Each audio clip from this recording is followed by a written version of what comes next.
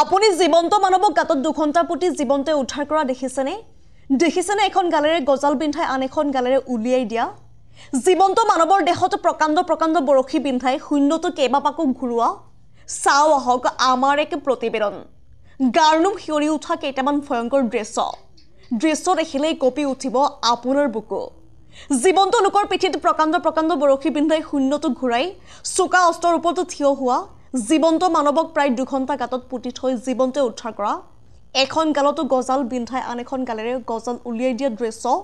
দেখিলে আপোনাৰ গাৰ্নুম হিয়ৰি উঠিব ভগৱানৰ কৃপাদৃষ্টি লাভৰ নামত একাংশ লোকে কৰা এনে অলৌকিক কৰ্মকাণ্ডই শিহৰিত কৰিব আপোনাক এয়া বঙালী সম্প্ৰদায়ৰ পৰম্পৰাগত চৰক পূজাৰ দৃশ্য য'ত গাৰ্নুম শিহৰিত কৰা নানান অলৌকিক কাৰ্য কৰা হয় উত্তপ্ত আঙঠাৰ ওপৰেৰে খোজকাঢ়িবলৈ দিয়া হয় লোকসকলক গাঁত খান্দি পুতি ৰখা হয় জীৱন্ত মানৱক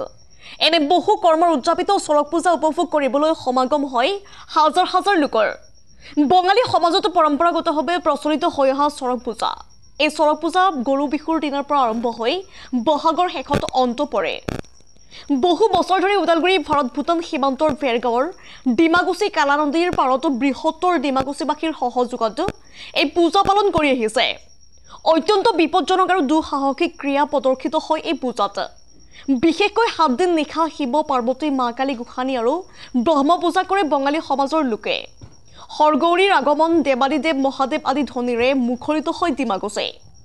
চৰক পূজা উপভোগ কৰিবলৈ বঙালী সম্প্ৰদায়ৰ লোকৰ উপৰিও অসমীয়া বড়ো আদিবাসী নেপালী ৰাভা গাৰো খ্ৰীষ্টান আদি বিভিন্ন জনগোষ্ঠীৰ হাজাৰ লোক উপস্থিত হয় সম্প্ৰীতিৰ মিলনভূমিত পৰিণত হয় চৰক পূজাস্থলী নিউজ টাক্স ৰিপৰ্ট ইছা 24x7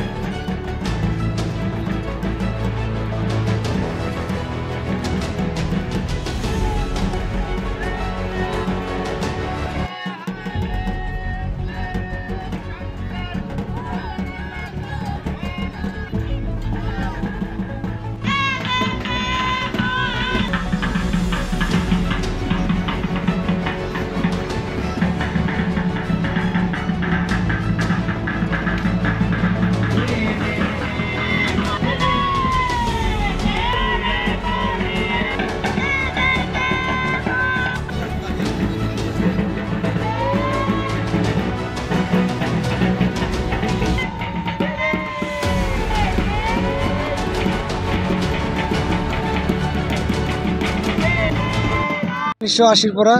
পূজাপাঠ চলি আছে এই এনেকৈ চলি আছে বৰ্ষি বানাম দাৱৰ খেলা জুই অগ্নিৰ খেলা ভূমি সজ্জা আৰু বহুত বিভিন্ন বালাম আদি খেলা হৈ আছে কালী পূজা ব্ৰহ্ম পূজা আদি বহুত দেৱতাৰ পূজা চলি আছে নমস্কাৰ আমাৰ 7 দিনৰ পৰা পূজাটো আৰম্ভ কৰা হয় তেতিয়া আমাৰ 3 দিন লগন থাকিব লাগে লগন থাকি কেনে হাজৰা পূজা কৰা হয় এই শ্মশানত এই যেতিয়া পূজাৰ 2 দিন আগত আৰ তাৰ পিছত আমি শিৱগুৰি লৈ কেনে গাঁৱত ঘূৰোঁ শিৱগুৰি মানে কি হৰগৌৰী পূজা আৰু কালী মূৰ্তি শিৱগুৰি এনেকৈ সজাই কেনে নানান ধৰণৰ পূজা কৰা হয় কিন্তু আমাৰ পৰম্পৰাৰ পৰা আহি আছে এইটো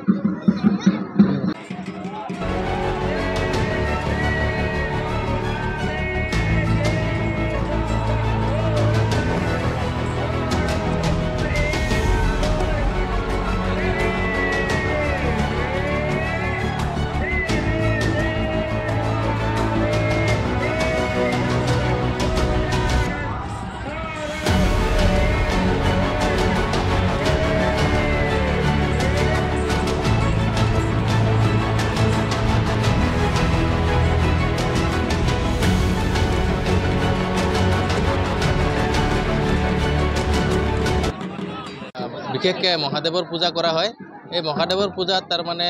আমাৰ বিশেষকৈ বঙালী সম্প্ৰদায়ৰ মানুহখিনিয়ে কৰে লগতে বিভিন্ন অঞ্চলৰ পৰা আমাৰ এই অনুষ্ঠান উপভোগ কৰিবলৈ বিভিন্ন লোক আহে বিভিন্ন জাতিৰ লোক আহে বিশেষকৈ আমি ক'বলৈ গ'লে এই অনুষ্ঠানত বৰশী যেটো বিন্ধায় এই বৰশী বিন্ধাওতে মূল উৎসৱ মূল পূজা আৰু ব্ৰহ্মা জুই আঙঠা এই আঙুঠাৰ ওপৰেদি খোজকাঢ়ি যোৱা, তাৰপিছত মানুহ মোটামুটি 2 ঘণ্টামান পুতি থৈ দিয়ে, তাৰপিছত তাৰ গাৰাৰ পৰা মাটিৰ গাৰাৰ পৰা জীৱন্ত উদ্ধাৰ কৰে। এনেকুৱা ধৰণৰ কিছুমান খেল আমাৰ ইয়াতে অনুষ্ঠিত কৰা হয়। আৰু আমি এইটো আমাৰ এইটো পূজাটো যে আপোনাৰ 1980ৰ পৰাই চলি আছে আৰু আমাৰ আগতেও পূৰ্বপুৰুষে কৰিছিলে। লগতে আপোনালোকে দেখা পাইছে গালত বৰশী পিন্ধাই কিনে শোল পিন্ধাই কিনে আমি এইটো প্ৰদৰ্শন কৰোঁ। বৰশীৰ লগতে বিভিন্ন খেল ধেমালিও হয়। তো আমি গোটেই করে আইছে আমার মুস্তাদেব করে আইছে বহুত দিন হয়েছে। সেই উপলক্ষে আমরা পূজাটা করি, কিন্তু এই পূজাটা করার বহুত নিয়ম আছে, নিয়ম কারণ করিয়াই আমরা পূজাটা করি আর কি। আমরা যেমন 15 দিন বা এক সপ্তাহ কারণে আমরা নামি এই ক্ষেত্রে করার পরে লাস্টে আমরা এই সড়ক মেলাটা করি আর কি। বর্ষি মানা হয়েছে, পরে ভূমি সজ্জা হয়েছে, ব্রহ্মসজ্জা হয় নাই অভাবে, কিন্তু আরও নানান খেলা আছে আর কি। আমরা